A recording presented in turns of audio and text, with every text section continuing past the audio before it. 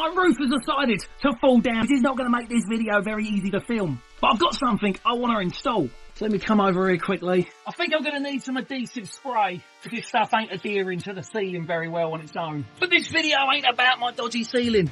No, it's about these lights. I'm not quite ready to install them yet, but I want to show you still. Now, there's not much room for me to work here at the moment, but this is the bar that I built. This is the inside of it. It doesn't look as pretty as the other side, but I got these car lights, and I thought, you know what, I could use these in here. Now, let me plug these in quickly.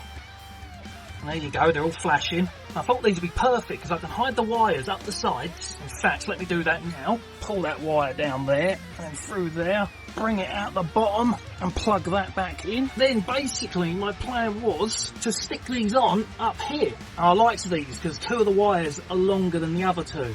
This gives me some wires to play around with to hide things. Now these are self-adhesive, so I'm just going to pull off these back in. Just pull that off. I'm going to stick that on the top like that. I'll say that, I don't know how well you can see. And then I'll get this one, peel that backing off. I might zigzag these and put that one there. They don't need to be too straight because no one's going to be able to see them. And then the two longer ones down this end, I'll tidy the wires up at another point. I won't make this video too long and boring.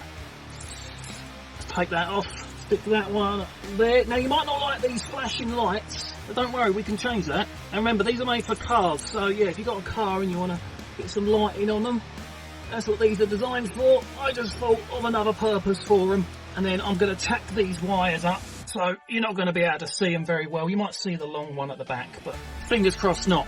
Now, I've gone and got myself 3 of these. One for this shelf and one for the bottom shelf. But I think what you might want to see next is me changing the colours of them. To do that, I need to scan that QR code.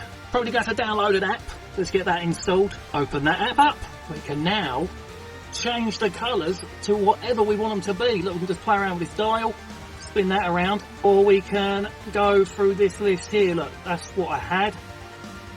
Or we can do that with 7 different colours, or we can do the cross fading. That one's quite fast. I think I'm just going to leave it on that. I know that's the most boring one, but I think that's going to look quite nice under here. But I'm not going to do any more of that today, and we'll tidy these up in another video, get the others installed in another video. I just wanted to show you something that I was doing.